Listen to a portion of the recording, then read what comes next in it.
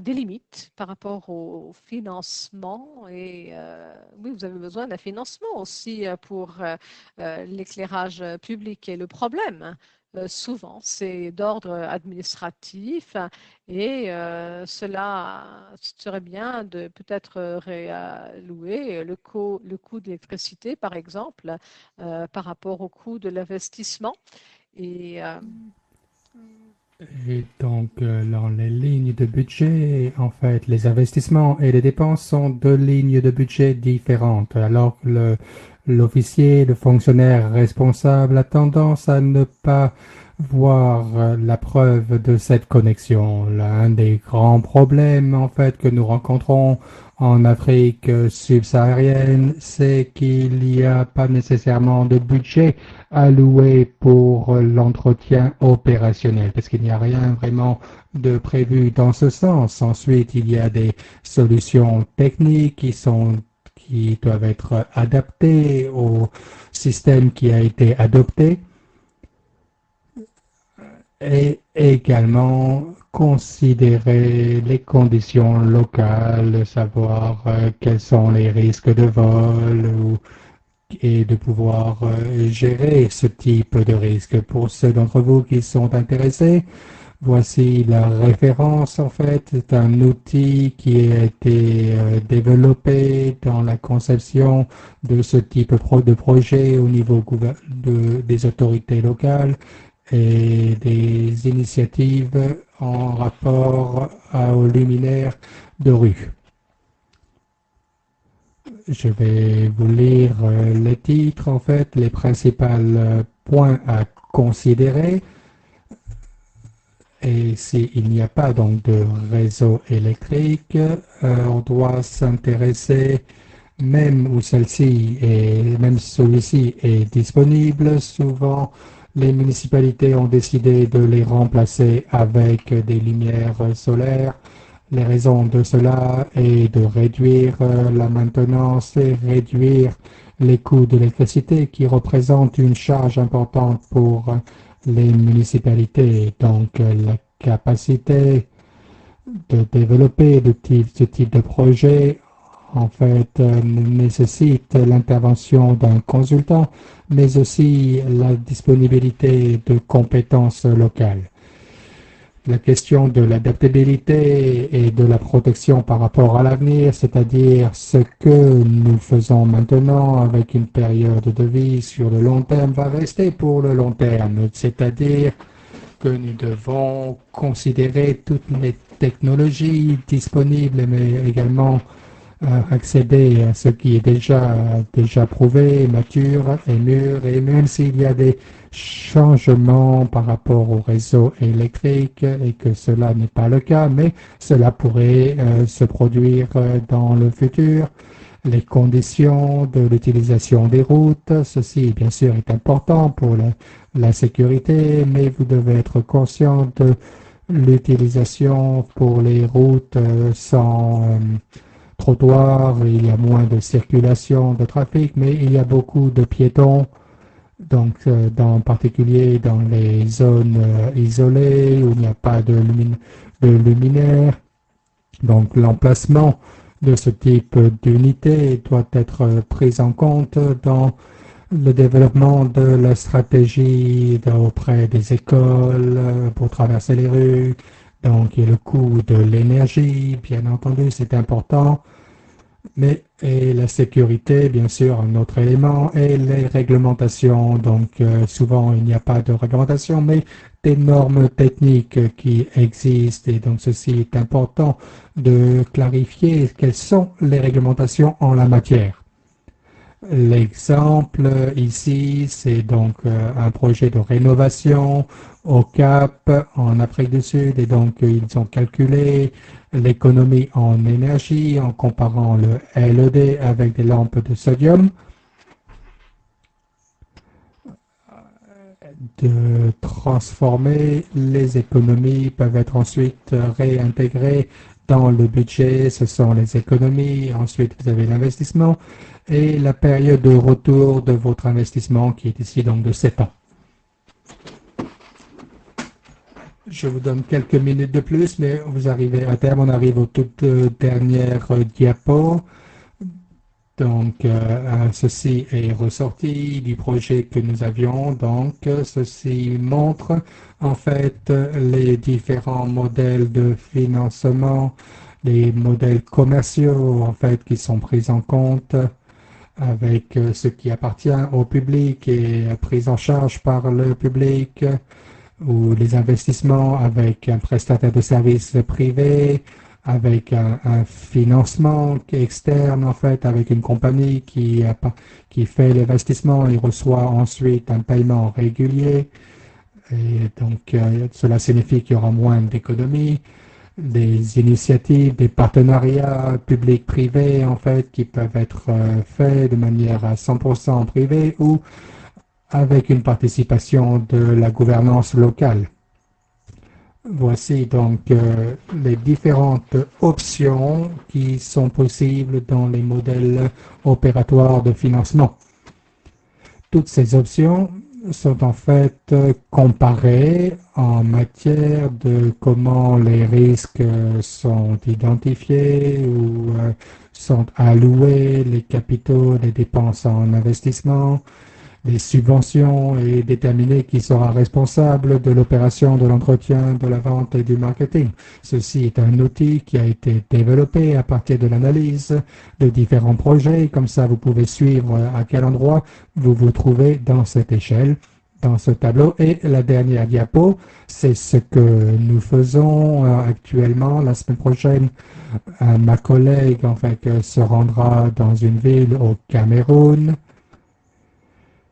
Et étant donné le besoin qui existe en fait de prolonger cela dans des zones isolées en fait avec la problématique de générer en fait des revenus, cela ne peut pas se faire au niveau de la promotion, de la publicité, mais vous pouvez obtenir des honoraires, des paiements de la part des propriétaires de boutiques commerciales, vous pouvez avoir des kiosques qui sont installés pour recharger votre téléphone ou les batteries de la maison ou avoir des ordinateurs connectés à Internet qui peuvent être loués à des étudiants ainsi que des services de connexion sans fil de Wi-Fi. Donc nous penchons sur les différentes conditions locales, mais cela est très intéressant parce qu'en fait, la première installation de luminaire qui a été déployée dans cette région, dans cette zone, a été un grand succès, même si cela n'était qu'un luminaire, en fait, dans un domaine, dans un quartier où il n'y avait pas d'électricité, alors que vous avez un éclairage public. Dans une rue, cela en fait peut faire et devenir en fait une source d'interaction sociale et économique. Voilà, donc ceci conclut ma présentation. Merci beaucoup, Marcello. Ceci était très intéressant, je pense, parce que de la manière où vous avez présenté cela, en présentant les différentes technologies, les caractéristiques et les avantages de chacune de ces technologies, vous avez montré qu'il n'y a pas vraiment une solution qui est adaptée à tout le monde. Donc, il y a toujours des avantages et des inconvénients. Donc, c'est à vous de déterminer ce qui est le plus adapté au contexte de votre ville. Donc, vous devez vraiment évaluer les différentes options, non seulement sur un plan de vue technique, mais également avec un point de vue financier, en fait, afin de déterminer quels sont vos objectifs, ce que vous pouvez faire, etc. Donc, cela est une manière très intéressante, en fait, de passer à notre prochain intervenant qui va nous présenter un projet très concret ou comment ils ont considéré toutes les options dans le cadre de la prise de décision selon les laboratoires solaires ou les laboratoires connectés au réseau électrique. Donc c'est intéressant d'écouter son exemple. Edison, le responsable de développement de recherche, il a 18 ans d'expérience dans le secteur public et un des éléments les plus importants que j'ai trouvé concernant sa carrière dans la capitale de Kampala. Donc c'était une initiative qu'il va nous présenter dans le cadre du développement international où ils sont allés en fait très loin dans ce projet. Donc je suis vraiment ravi que vous soyez avec nous pour présenter cela. Votre projet donc d'éclairage public et donc je vais vous demander de lancer la vidéo et de partager votre présentation. La parole est à vous. Allez-y. Merci Robert. Je vais donc partager mon écran. Donnez-moi un instant.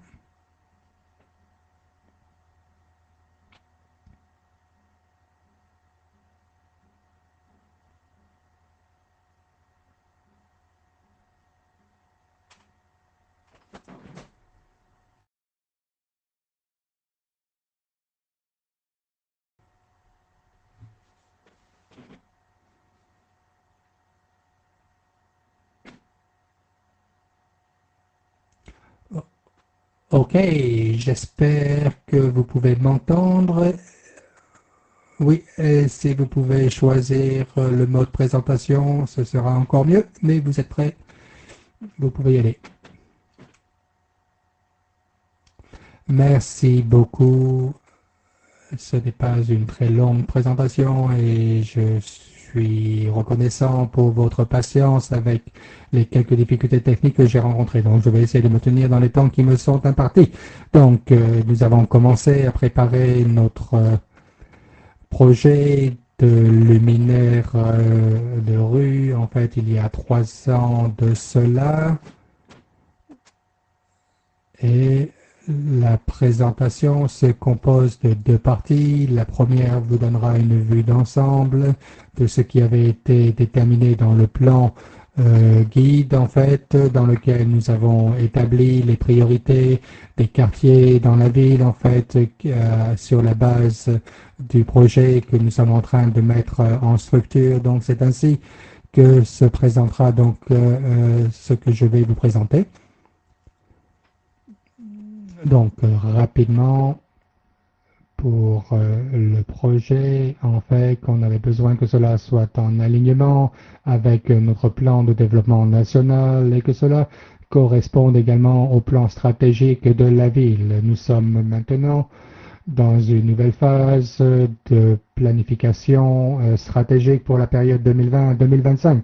Donc cela a continué du plan stratégique précédent et donc est maintenu ainsi pour les 5 années à venir. Ok, donc vous donnez un petit peu des éléments de contexte et vous donnez une vue d'ensemble de la situation actuellement donc en matière de luminaires, de rues et la couverture de la ville. Avec ces luminaires, donc on a une couverture d'environ 8% des besoins en lumière qui sont nécessaires, qui sont principalement le long de lignes de routes principales, les routes tout droites, et la plupart du temps, seulement environ 50% de ces luminaires fonctionnent en moyenne. Donc, nous avons encore des technologies assez anciennes avec le sodium et le mercure.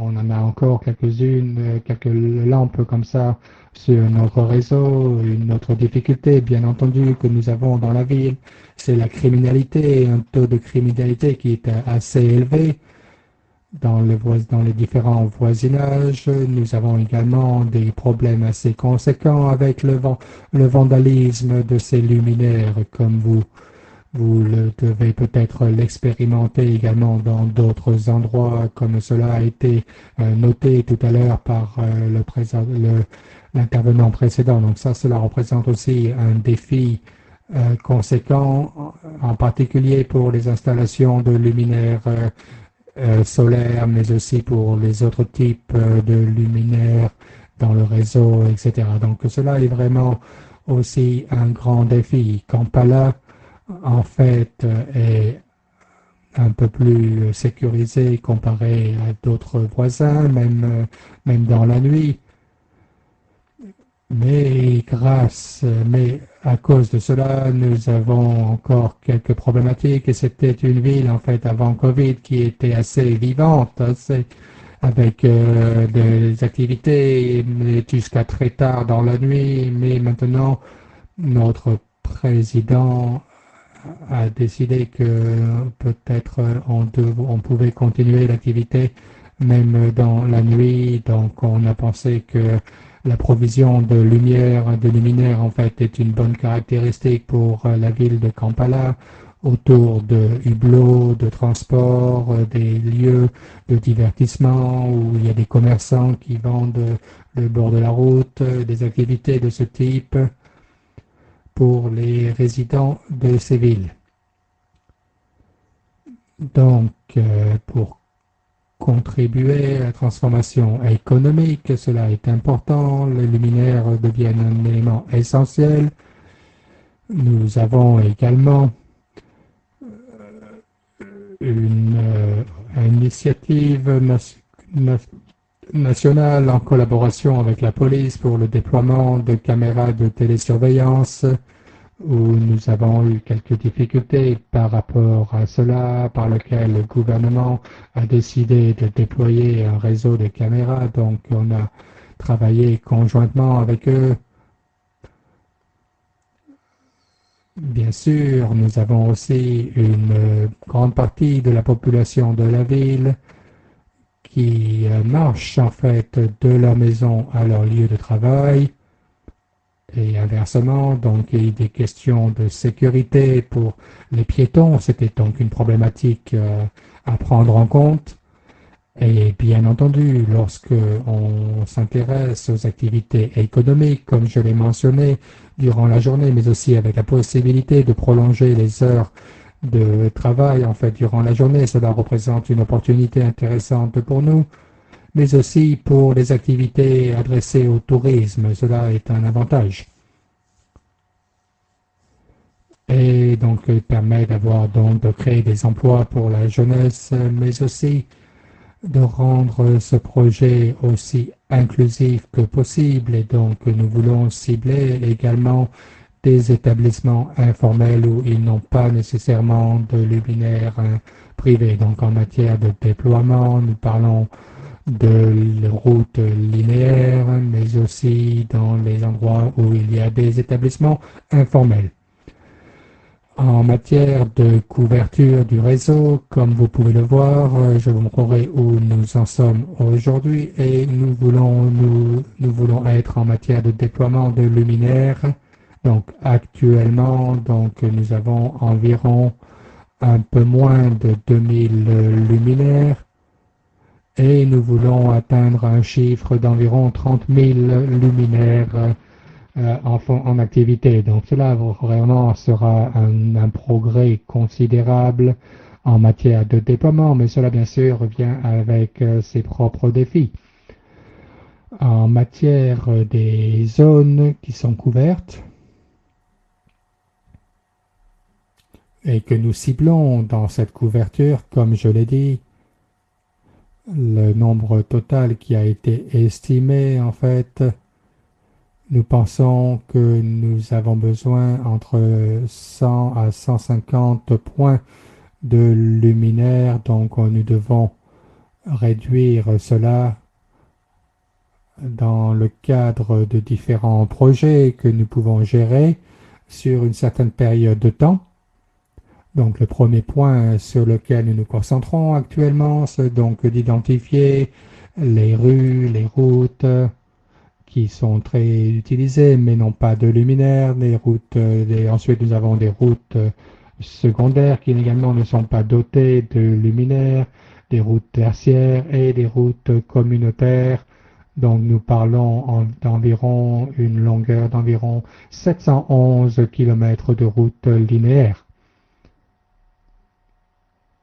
Ensuite, en plus de cela, nous nous penchons sur les passages cloutés pour traverser la rue, les marchés en bord de route, les endroits importants en matière de tourisme, par exemple, où nous voulons avoir des luminaires qui soient installés, mais aussi les zones piétonnes et les établissements informels. Donc, pour la première phase du projet, nous parlons d'ici d'environ 23 000 lampes que nous devons restaurer et remettre en activité ou installer.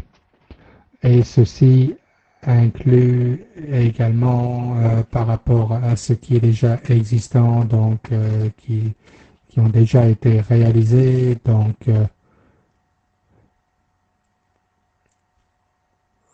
en matière de plan de mise en œuvre tel qu'il a été proposé, nous avons identifié un certain nombre de défis qu'on a dû donc identifier. Premièrement, et comment traiter le réseau actuel qui est connecté au réseau électrique, en fait. Donc, comment nous pouvons impliquer les compagnies responsables de la distribution de l'énergie dans les réseaux électriques, mais aussi comment nous pouvons nous assurer que ces luminaires soient connectés au réseau électrique. Donc la problématique se présente alors comment nous pouvons gérer ce réseau. Donc actuellement, ceci se fait d'une manière distincte en fait, en tant que réseau distinct, et nous gérons cela dans le cadre de l'installation des luminaires. Mais cela n'est pas suffisant et dans de nombreux cas, lorsqu'il y a un problème qui se présente, c'est difficile de déterminer d'où provient le problème à cause de la qualité de l'électricité est faible. Et donc cela a un effet sur la qualité des luminaires en question. Donc nous pensons que pour résoudre ce problème, la meilleure option serait d'avoir un contrat en fait avec les compagnies de prestataires de services en électricité, d'avoir un contrat de service en leur demandant, en leur confiant de gérer donc ce réseau. Et donc c'est une discussion que nous avons actuellement.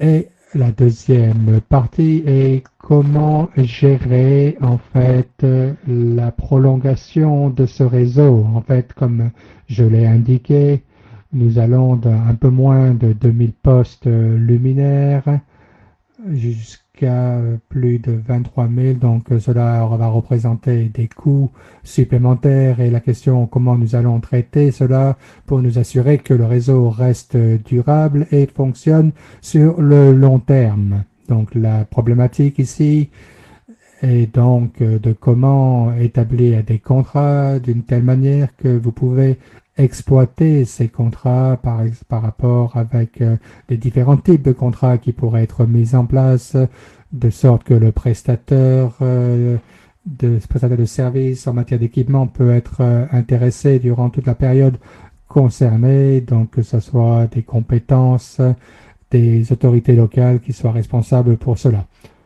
Donc ce sont les problématiques que nous avons, dont nous parlons actuellement avec nos différents partenaires. C'est une question en fait de comment et combien du réseau en fait devrait être connecté au réseau électrique par rapport au quelle proportion de ce réseau devrait être fait sans le réseau électrique, étant donné le coût de la fourniture, l'approvisionnement en électricité, en énergie, tout en prenant en compte également les aspects de l'emploi et où que cela peut avoir. Donc, on peut ainsi déterminer quelle proportion du réseau devrait être connectée au réseau par rapport à celle qui ne devrait pas être connectée. Donc, ceci sera plus facile à déployer une fois que nous avons ces informations. Donc, ce sont quelques-unes des difficultés que nous avons rencontrées, des éléments à prendre en compte dans le cadre de ce type de projet. Nous avons en plus de cela d'autres considérations par rapport à l'amélioration des infrastructures. Comme je l'ai indiqué, nous avons une très bonne participation, collaboration qui existe avec par lequel les infrastructures pour les piétons n'est pas la meilleure qui pourrait. Donc, comment déployer cela dans le cadre de cette infrastructure? Donc, il sera nécessaire d'avoir une intervention et dans le cadre des mesures que nous considérons, nous voulons essayer d'améliorer la mobilité non motorisée et ainsi faire profiter de ces avantages pour l'activité économique. Cela fait partie donc de nos considérations dans le cadre de ce projet, mais aussi on s'intéresse au passage clouté, en fait, pour les piétons, et nous voulons améliorer également la qualité des luminaires dans un certain nombre de points stratégiques. Nous avons en plus des mesures d'accompagnement qui sont là principalement pour renforcer la capacité de l'autorité locale de la ville pour pouvoir gérer les contrats et déterminer quelles sont les responsabilités précises de l'autorité locale dans ce contexte. Enfin, donc, nous avons eu des questions concernant l'implication, en fait, concernant les parties prenantes et si cela peut être intéressant, avantageux pour le secteur privé, en fait. Est-ce que cela pourrait les intéresser que nous fassions un contrat à 100% ou le contrat de déploiement qui serait confié au secteur privé ou si nous considérons un partenariat dans le cadre d'une initiative partenariat public-privé, mais à partir de l'évaluation que nous avons conduite, cela ne serait pas profitable pour le secteur privé, en fait, de payer tous les coûts en investissement et en opérations qui sont nécessaires, même si les revenus potentiels seraient d'un certain niveau. Donc, cela signifie qu'on avait toujours besoin d'une intervention du secteur public dans le cadre de l'installation de ces luminaires, en fait. Et vous devez être conscient que cela doit également être prolongé dans les établissements et d'autres considérations telles que le crime, le vandalisme qui doivent être pris en compte. Il vous reste 2 minutes, de sorte que nos prochains intervenants aient suffisamment de temps pour sa présentation. OK? Donc, en matière de plan de financement, nous sommes en train de nous pencher sur la question. Donc, les demandes en matière sont de la hauteur de 77 millions d'euros pour un déploiement intégral, y compris avec la rénovation, le rétrofit du réseau, comme je l'ai indiqué, avec les améliorations de l'infrastructure et de pouvoir améliorer les voies pour les piétons et pour les établissements informels.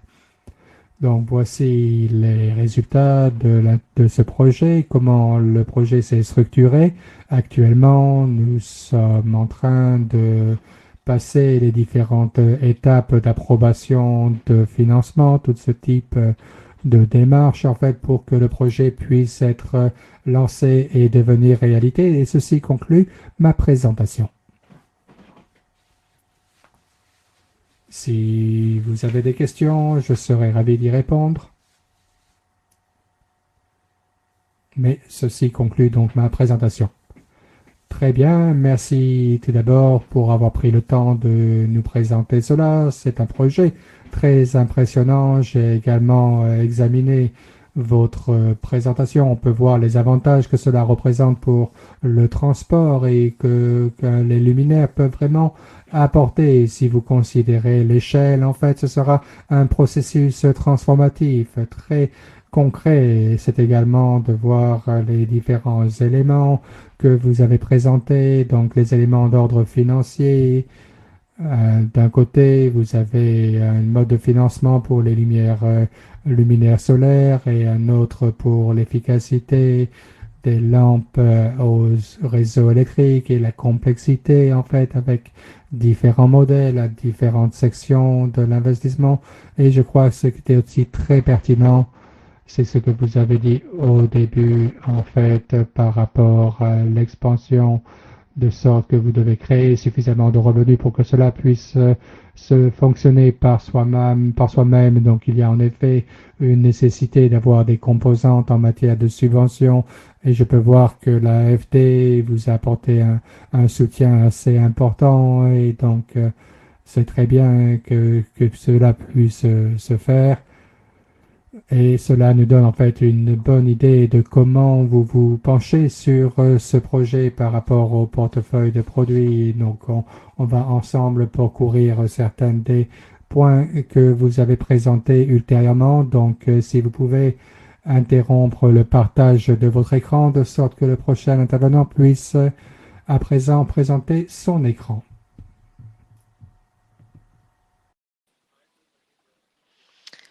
Voilà, donc vous avez quelque part ici la fonction arrêter de partager, c'est ça? Voilà, parfait. Voilà, je pense, oui, merci beaucoup. Merci. Et on dirait que Madame Coqui a un problème de connexion. Donc, merci pour les plans sur l'éclairage public. Et puis, cela démontre vraiment la transformation, l'effet de l'éclairage public dans différents environnements urbains. C'était vraiment très, très, très impressionnant. Voilà, donc j'aimerais maintenant partager et mettre à l'écran ma présentation.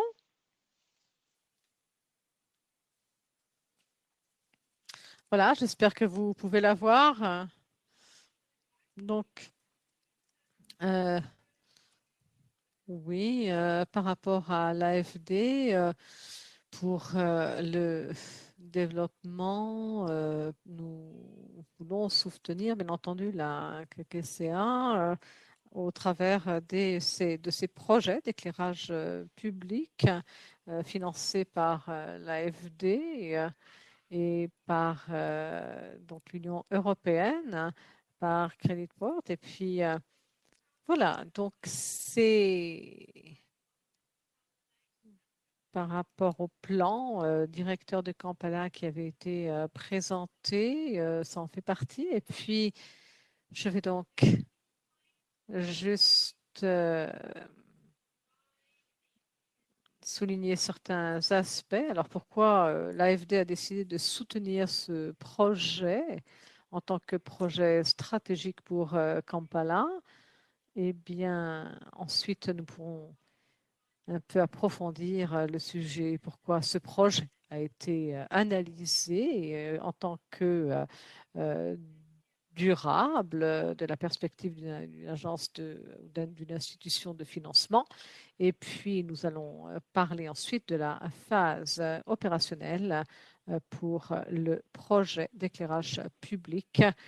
Et comme déjà dit par l'intervenant avant moi, c'est un aspect important pour différentes raisons.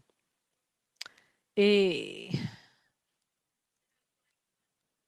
alors, sans rentrer trop dans les détails, donc Kampala est une ville qui est en train de subir une très grande transformation et il y a donc une pression importante par rapport à la démographie de la ville. Il faut qu'il y ait une infrastructure et des prestations de services donc pour des millions de personnes qui commutent et qui viennent chaque jour à Kampala, donc d'autres régions métropolitaines, et que c'est une ville donc économique et il y a très dynamique comme ville et pour Kampala, d'avoir un éclairage public, c'est une prestation de service importante. Et puis, ce qu'il faut considérer aussi, c'est que l'éclairage public, pourquoi est-ce que c'est un service public en fin de compte? C'est une question à se poser, oui. Eh bien, ce qui est important dans une ville où on voit que tout, tout, je dirais, peut-être dans le centre de la ville, mais aussi les citadins, les citadines dans d'autres régions, pas seulement au cœur de la ville. C'est important pour eux. Et puis, oui, il y a donc aussi donc un contexte stratégique tel que mentionné dans le plan de développement national. Et aussi à Kampala, il y a un plan d'action pour le changement climatique, pour lutter contre les effets du changement climatique. Et c'est un projet qui non seulement va être avantageux pour l'économie, pour le bien-être en général des citadins, mais qui euh, va aussi bien avoir un effet bénéfique quant au climat, qui va stimuler le développement de manière plus douce, je dirais, pour les piétons, par exemple, ou pour la circulation, ou pour les cyclistes. Voilà, donc un fonds de préparation pour le projet a permis de financer le plan directeur pour l'éclairage public. Et ça s'applique à tous les projets d'éclairage public. Donc, pas seulement ceux qui sont financés par l'Union européenne ou par l'AFD, non. En ligne avec le plan directeur. Et puis, cela a permis aussi de financer l'étude de faisabilité pour le projet de financement Union européenne AFD. Voilà, donc juste deux mots sur ce fonds Cyclia, tel que vous le voyez ici à l'écran. Et les participants à cet atelier de travail qui ne savent pas ce que c'est, donc c'est un fonds Cyclia, donc financé par l'Union européenne et cofinancé par la FD, qui représente 12 millions d'euros. Et qui vise à promouvoir la planification climatique, mais également pour financer les études de faisabilité qui donc aident à préparer les projets urbains et puis utilisés pour une assistance technique pendant le projet, pendant le projet. Et puis, nous aidons donc plus de 25 villes. Hein. Voilà. Et puis, alors, ce qui est oui, fondamental par rapport à ce projet d'éclairage pour nous, c'est le fait que la KCCA et puis les administrateurs de la ville nous ont convaincus, en d'autres mots, si je peux m'exprimer ainsi, de fournir ce service au public et pour le faire, de le faire donc à un haut niveau. Et nous avons là pour distribuer, pour diffuser cet éclairage de par la ville par rapport aux priorités identifiées concernant les besoins de sécurité économique, etc. Et ce qui également, donc un aspect clé, c'est que la KCCA a une administration de ville très, très structurée qui par rapport à une équipe aussi dévouée maintenant, donc à l'éclairage public, qui aussi bien pour les travaux routiers. Et ça aussi, c'est une composante du projet pour multiplier quelque part les avantages pour les piétons, pour la sécurité et d'autres aspects qui aussi bien sont des facteurs importants du projet, c'est la capacité de KCCA d'assurer l'avantage pour les bénéficiaires, c'est-à-dire la population au travers donc pour la division du genre, qu'il y ait donc une transition facile, donc que ce soit au travers de la division maintenant qui s'occupe du trésor et des taxes. Voilà, donc rapidement, j'aimerais dire que la division chargée du genre a fait une étude menée par l'Union européenne ensemble avec la Convention des maires en Afrique subsaharienne pour faire un suivi de l'éclairage public et ce sentiment que cela procure aux citadins par rapport à l'égalité du genre dans l'espace public. Alors, je ne vais pas rentrer dans les détails, toutefois, j'aimerais dire que nous, nous avons donc eu un investissement de 18 à peu près 21 000 et cela dépend de la capacité, bien entendu, des fournisseurs de services qui seront choisis, mais nous pensons que nous aurons donc 20 000 lampadaires de rue qui fonctionneront à Kampala.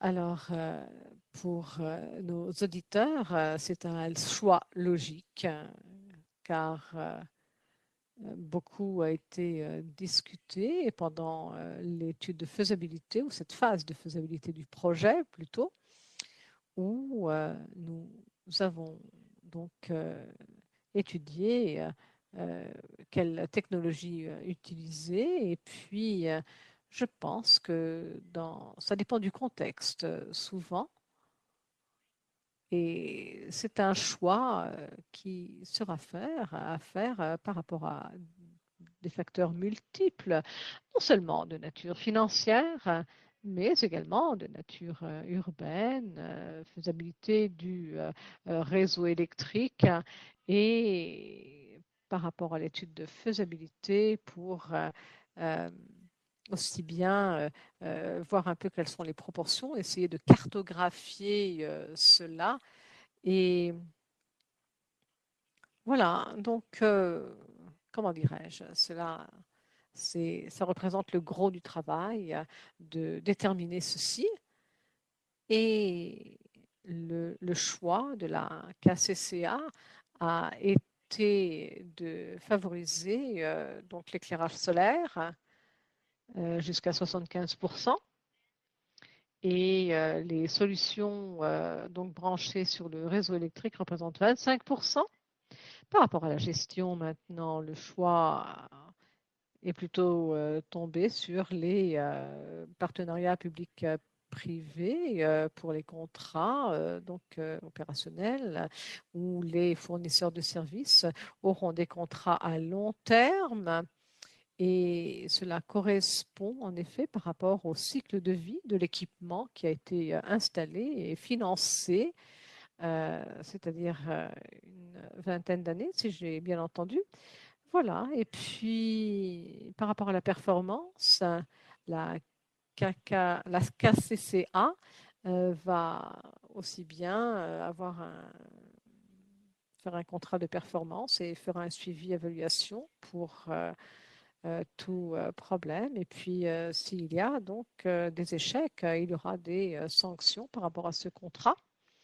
Et si le fournisseur de services, par exemple, échoue à bien s'occuper de l'équipement ou si sa performance n'est pas satisfaisante.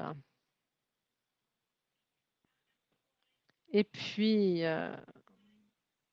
ça sera aussi un type de contrat par rapport à tout ce qui est donc branché sur le réseau électrique ou raccordé au réseau électrique. On a parlé de ça, il y avait 25%, n'est-ce pas, pour donc aussi bien gérer le fournisseur de services à différents stades des coûts opérationnels, par exemple, et des coûts d'électricité, en fin de compte, seront payés par la KCCA, alors que les coûts opérationnels seront donc pour le solaire seront payés au préalable par rapport à ceci.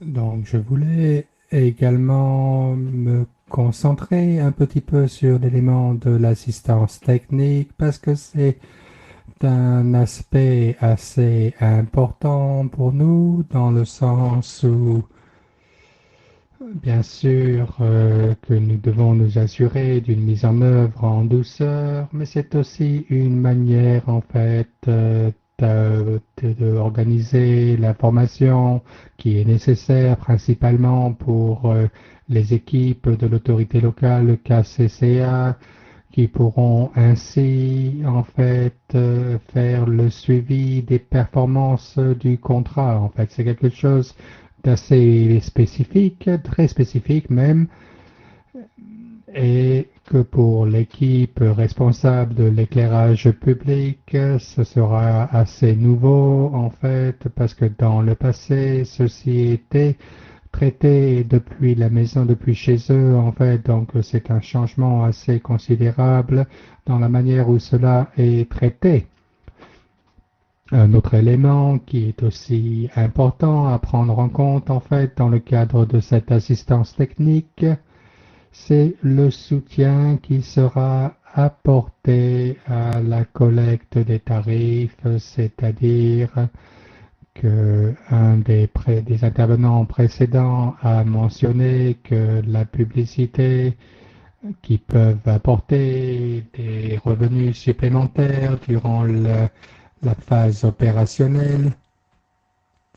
Ce projet va donc être, ou au moins nous allons essayer de déterminer en fait comment cela peut être traité d'une manière efficace et comment les tarifs en question pourraient être collectés, recueillis en fait et de pouvoir déterminer l'ampleur ou les limitations de ce contrat. Mais vous pouvez comprendre que chaque pays a sa propre réglementation en matière de financement de villes sont particulières et à ces différents pays. Donc, il n'est pas nécessairement toujours possible, en fait, de générer des revenus supplémentaires dans un service particulier. Donc, c'est quelque chose sur lequel il est important de se pencher sur la base du contexte concerné. Et enfin, en quelques mots, en fait, l'argument principal qui montre que ce projet est un projet bancable avec une perspective DFI. Donc, tout d'abord, le projet d'éclairage public avec le point de vue de l'Union européenne, mais de l'AFT également, c'est quelque chose qui peut avoir un effet par rapport à l'investissement urbain. Cela peut être suivi par des travaux de rénovation de la route, ça peut apporter une activité économique accrue avec des investissements supplémentaires dans votre développement urbain avec le département de l'infrastructure. Et dans ce projet en particulier, en fait, a une portée assez large en fait sur le territoire et également dans les établissements informels. Ceci est important avec un aspect de développement équitable et un autre facteur également à considérer, c'est le fait que c'est le caractère durable en fait de ce type d'investissement qui sera garanti en fait par un programme bien établi dans la phase d'entretien. Et ceci est vraiment le résultat d'une réflexion conjointe entre le département pour les infrastructures, et les différentes parties concernées, quel mode de fonctionnement et comment nous pouvons régler en fait au bon niveau le niveau d'investissement nécessaire en tant que fonction des coûts opérationnels qui seront nécessaires pour opérer tous ces équipements, de comment nous pouvons optimiser ces différentes activités, peut-être pour permettre le financement d'équipements peut-être plus onéreux par rapport aux luminaires à LED en fait, qu'est-ce qui est le plus qui permet d'optimiser en fait les coûts et les investissements consacrés par la ville. Je ne vais pas rentrer les détails, mais voici le nombre important de bénéficiaires, un peu plus de 1 million de personnes en fait, pour en fait un niveau d'émissions de gaz à effet de serre relativement faible dans ce cadre de ce projet. Et ce niveau reste à un niveau constant, ce qui bien sûr a une importance particulière pour nous, mais aussi pour l'Union européenne. Voici donc ici, en fait, la dernière partie de ma présentation concernant la phase opérationnelle. Oui, il vous reste 1 minute. Ok, très bien. Donc, les deux dernières diapos. Donc, le choix a été fait ici, en fait, pour une conception de développement, en fait, que cela fonctionnera à partir du réseau électrique. Et ce diagramme, en fait, vous présente le nombre de personnels qui sont nécessaires pour chaque type de gestion à considérer tels que cela sont conçus dans le cadre des activités traitées par une compagnie privée et que cela est conçu et opéré par la ville en fait avec un déploiement par la compagnie et vous pouvez voir dans la ligne du total en fait ce que cela implique en matière de différents personnels au niveau des employés de la ville. Vous pouvez le voir sur cette diapo en fait. Le choix de DBO en fait implique un coût d'environ 30% en fait en opération et en maintenance qui sont compris dans le contrat et est financé par le département pour l'infrastructure. Donc cela n'est pas financé par les services, par le financement public des contribuables dans la mise en œuvre de ce projet.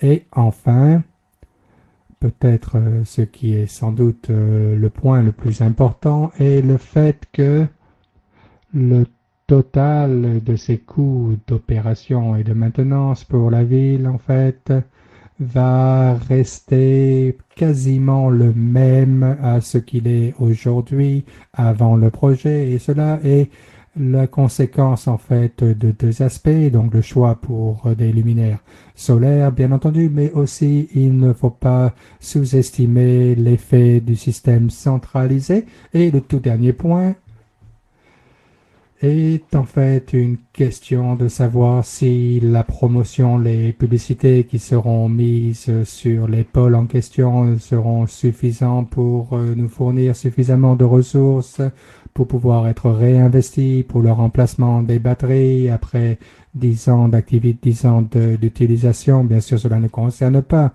les luminaires connectés au réseau électrique, mais les études de faisabilité ont montré et ont estimé cela d'une manière assez conservatrice que seulement en fait 10% des pôles des luminaires se trouvant en fait dans le centre-ville permettrait de générer de 25% des fonds nécessaires pour être réinvestis.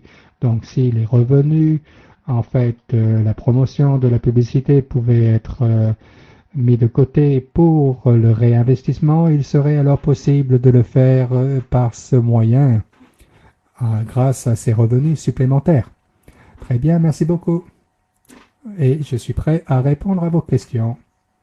Merci beaucoup. Donc, je dois dire que ce que vous avez présenté, en fait, c'est votre dernière chance de répondre au sondage.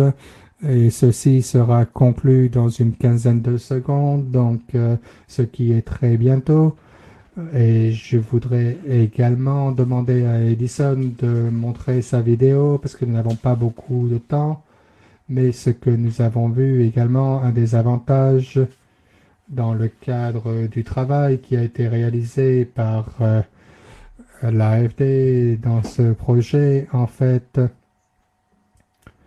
avec les questions de crime, est-ce qu'il y a des leçons à retenir de cela? Bien sûr, c'est la phase préliminaire, en fait, et que c'est, je crois, quelque chose à retenir dans le cadre de cette présentation. Donc, c'est l'importance de toutes ces considérations. Cela fait partie du plan de développement urbain et c'est donc un projet prioritaire et c'est essentiel de préciser cela, donc de définir de types de plans qui sont des plans prioritaires. C'est un effet de levier qui peut être utilisé. Un deuxième élément est de considérer les différents points à considérer. Ce n'est pas seulement une question de présenter une solution, mais c'est également le fait de présenter une histoire. Pourquoi choisir cette technologie par rapport à une autre? Donc justifier tout cela. Et c'est la même chose, je pense, pour toutes les parties concernées. Pourquoi choisir tel type de luminaire par rapport à d'autres et de considérer les éléments de l'entretien? Est-ce que cela pourrait être fait par les autorités de la ville ou est-ce que c'est mieux d'avoir quelqu'un externe qui soit responsable de cela? Donc vous devez avoir une histoire en fait qui soit convaincante en fait et de sorte à présenter à vos bailleurs de fonds. Donc dans le temps qui nous reste, j'ai deux questions. Donc d'abord, les résultats du sondage, en fait, quels sont les sujets qui vous intéressent le plus dans le cas du développement de projets de ce type d'éclairage public? Donc 40% sont intéressés par les différents modèles opératoires. Je crois que ces deux diapos que nous avons vus, en fait, étaient très intéressants de comment vous pouvez tirer parti de la publicité dans le cadre de réinvestissement et comment cela pourrait être utilisé. Ainsi, nous avons également couvert ce deuxième élément, en fait, les modèles de financement. Et Marcello nous a donné une vue d'ensemble, en fait, et ensuite on a eu un exemple très concret. Et nous avons également posté un lien sur une étude, en fait, que nous avons conduit par rapport à ces différents modèles de financement. Et enfin, les solutions techniques vous ont été présentées. Que pensez-vous représente le défi principal pour la mise en œuvre de ce type de projet pour les villes des villes subsahariennes, des ressources également, 63%, l'accès aux finances externes, 33% ont répondu cela, et enfin les capacités techniques au sein de l'administration. Donc je crois que ce que nous voyons et ce que nous recherchons par rapport à ce qui a été présenté, malheureusement je crains que le temps sera trop court pour vraiment avoir une discussion maintenant. Donc je tiens à remercier tous les intervenants qui ont contribué à la discussion aujourd'hui. Et en fait, on va juste poser la question, en fait, quelle est une erreur en fait que vous pouvez identifier qui devrait être évitée dans le cadre de la mise en œuvre de ce type de projet?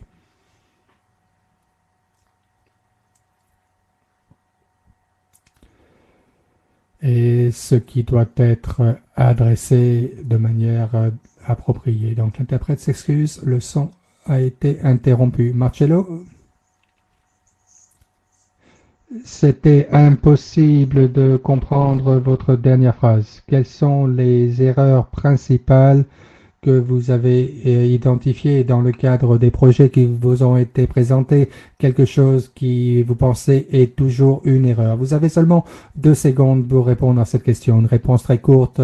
L'erreur que vous voyez régulièrement. Donc, sans rentrer dans donc, serait de ne pas avoir des solutions très compliquées lorsque vous avez des investissements qui sont limités, parce que les coûts fixes sont considérables. Bon, vous devez absolument éviter cette erreur. Et vous, qu'est-ce que vous diriez, Olga? Donc, je dirais que le sous-estimer les coûts en matière d'investissement, c'est très important d'avoir des équipements de qualité avec une durée de vie prolongée ou longue. Et Edinson, dernière question pour vous. Qu'est-ce qui a été le point à retenir, le point principal à retenir en fait dans le cadre de ce projet? Qu'est-ce qui est la chose que vous retenez principalement de ce projet? Oui, je voudrais juste ajouter en fait un élément à ce que Olga a dit. C'est, je crois qu'il y a une fausse conception que l'éclairage public est un exercice très simple à faire en fait. Et donc, lorsque vous parlez à un grand nombre de décideurs politiques, ils ont l'impression que cela c'est très facile en fait, mais c'est bien plus complexe que cela. Ok? Parfait. Et donc de passer beaucoup de temps pour élaborer et définir ce type de projet. Très bien, donc nous sommes tout juste à l'heure. Merci beaucoup Edison, Marcello et Olga. Merci pour vos contributions. Nous avons également répondu à certaines questions qui nous ont été soumises. J'espère que vous avez retenu un certain nombre d'éléments de cette session. Nous l'avons enregistrée, donc vous pouvez la revisionner. Vous pouvez également consulter l'étude qui est maintenant disponible en ligne et dans le cadre de ce type de projet.